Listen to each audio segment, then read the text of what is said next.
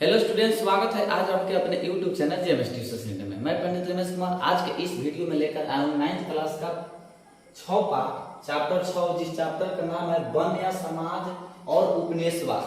जो 9th class के इतिहास विषय का 6 पाठ है, जिस पाठ का नाम है वन या समाज और उपनिवेशवाद।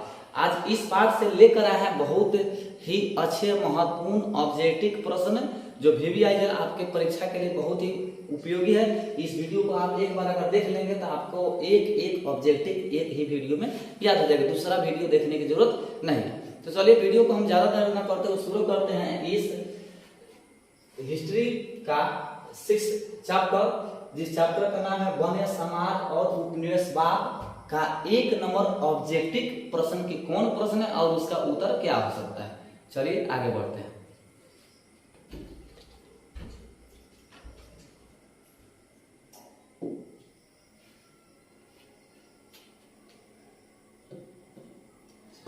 एक नंबर प्रश्न है कि भारतीय वन अधिनियम कब पारित हुआ। 1 नंबर प्रश्न है इस हिस्ट्री का 6 पाठ का 1 नंबर प्रश्न क्या है कि भारतीय वन अधिनियम कब पारित हुआ। तो हम आपको बता देते हैं कि ये जो 1 नंबर आपका प्रश्न है इसका बी नंबर हो जाएगा 1865 ईस्वी। क्या हो जाएगा?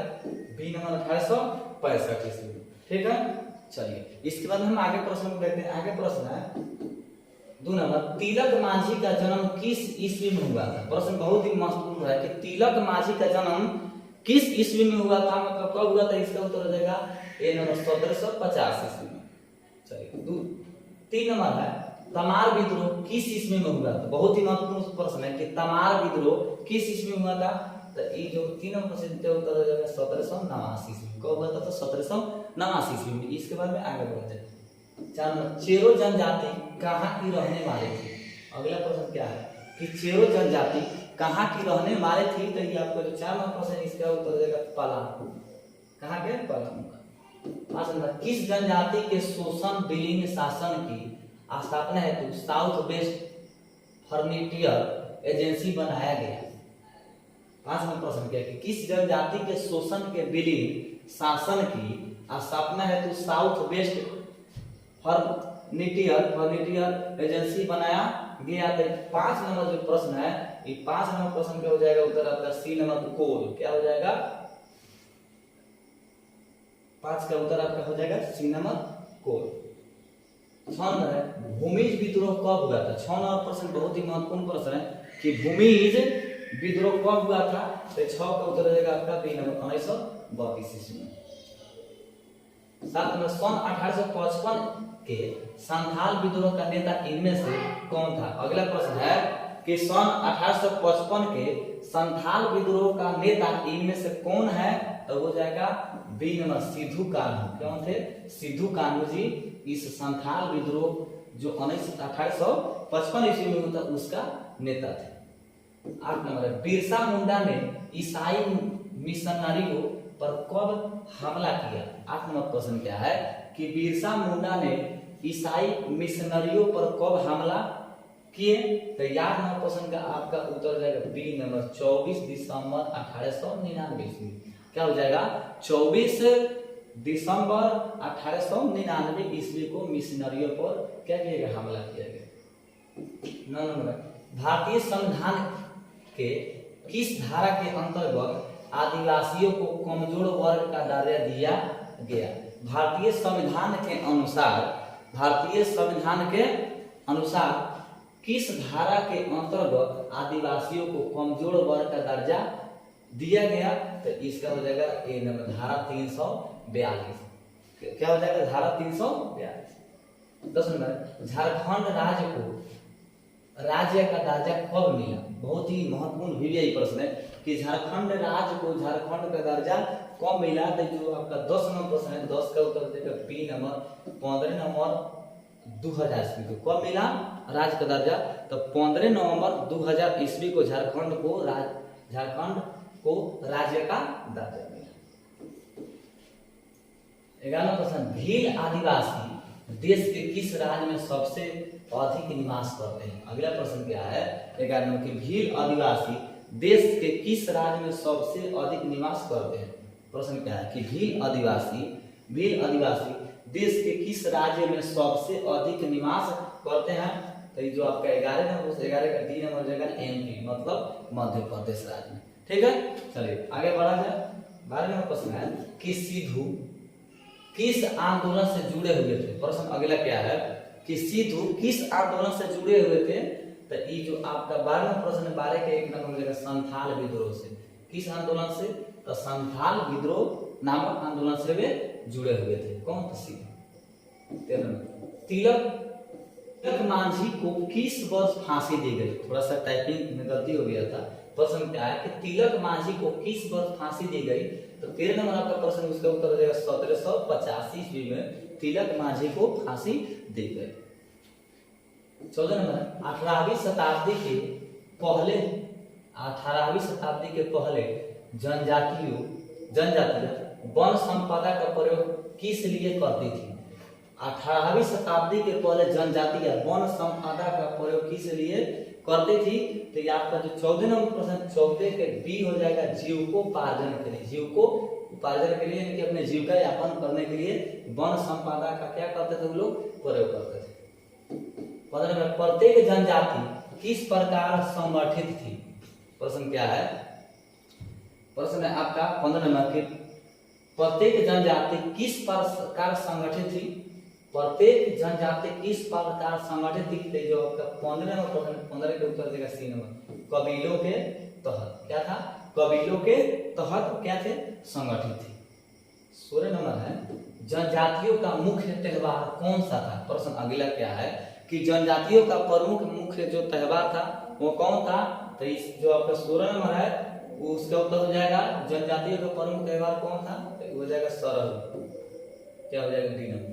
जनजातियों का प्रमुख मुख्य त्योहार कौन सा था। तो 16 प्रश्न उत्तर हो जाएगा डी नंबर, क्या हो जाएगा, सरहद। 17 नंबर आदिवासी किस प्रकार की खेती करते थे। अगला प्रश्न क्या है कि आदिवासी किस प्रकार की खेती करते थे। तो जो आदिवासी थे वह झूम की खेती करते थे। कौन खेती करते थे, झूम खेती। आदिवासी किस प्रकार की खेती करते थे। आदिवासी जो थे वे लोग झूम की खेती करते थे। चलिए आगे है पहाड़िया विद्रोह का नेता कौन था। अगला प्रश्न जो है क्या है 18 नंबर की पहाड़िया विद्रोह का नेता कौन था। पहाड़िया विद्रोह का नेता इनमें से कौन था। तो ये 18 प्रश्न हो जाए, उसका उत्तर जाएगा तिलक मांझी। कौन थे पहाड़िया विद्रोह के नेता, तो वे थे तिलक मांझी। चलिए इसके बाद में आगे देखा जाए। आगे प्रश्न है भूमिज जाति के लोग किसने विद्रोह में शामिल हो गए। अगला प्रश्न क्या है कि भूमिज जाति के लोग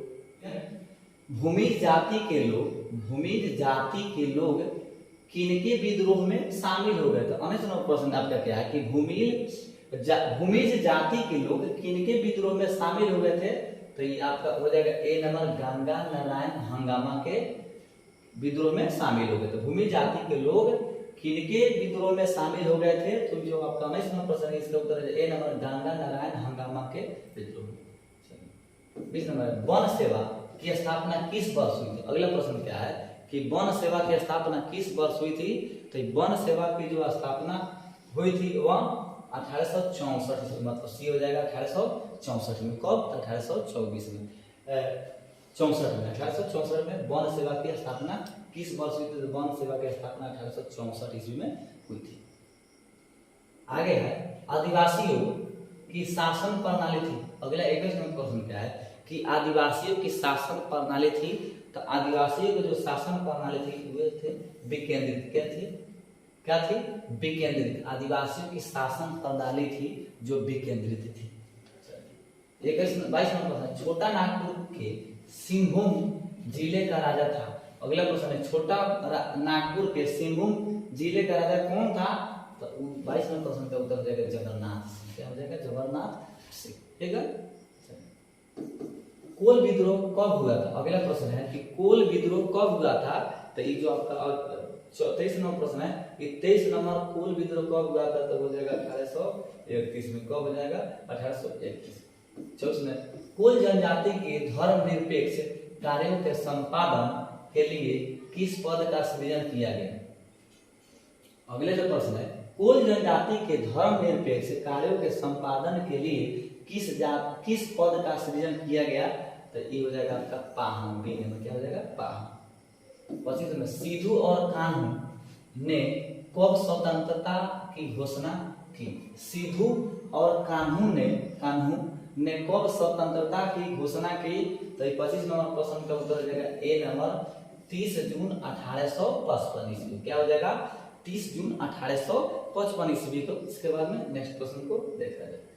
नेक्स्ट प्रश्न है आदिवासियों के संथाल विद्रोह से अंग्रेज क्या हो गए? अगला प्रश्न है कि आदिवासियों के संथाल विद्रोह, आदिवासी के द्वारा जो संथाल विद्रोह किया गया था उसके तहत क्या हुआ? उसके द्वारा क्या हुआ? अंग्रेज डर गया। क्या हो गया? डर गया। आदिवासियों के संथाल विद्रोह से क्या हुआ? तो अंग्रेज डर गया। चलिए 27 नंबर बिरसा मुंडा का जन्म कब हुआ था? अगला प्रश्न क्या है? बहुत ही महत्वपूर्ण प्रश्न है कि बिरसा मुंडा का जन्म कब हुआ था? तो बिरसा मुंडा का जन्म 15 नवंबर 1874 ईस्वी को हुआ था। कब हुआ था बिरसा मुंडा का जन्म? 15 नवंबर 1874 ईस्वी को बिरसा मुंडा का जन्म हुआ था। बिरसा मुंडा का जन्म 15 नवंबर 1874 ईस्वी को। बिरसा मुंडा का जन्म कब हुआ था? तो 27 का भी हो जाएगा 15 नवंबर 1874 ईस्वी को बिरसा मुंडा का जन्म हुआ था। अगला प्रश्न है कि स्वतंत्र भारत के संविधान किस धारा के तहत आदिवासियों को कमजोर वर्ग का दर्जा प्रदान किया गया?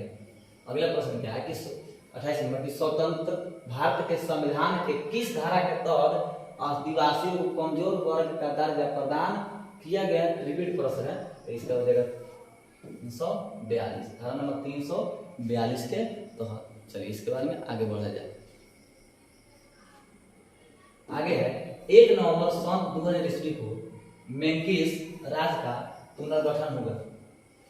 आगे है 1 नवंबर सन 2000 ईस्वी में, यह क्या है में, यहाँ किस राज्य का पुनर्गठन हुआ? 29 नंबर आपका प्रश्न जो है उसका उत्तर 36 पर क्या हो जाएगा कि 1 नवंबर सन 2000 ईस्वी में किस राज्य का पुनर्गठन हुआ? तो 29 नंबर प्रश्न के उत्तर जाएगा आपका बी नंबर छत्तीसगढ़। कौन सा राज्य? छत्तीसगढ़।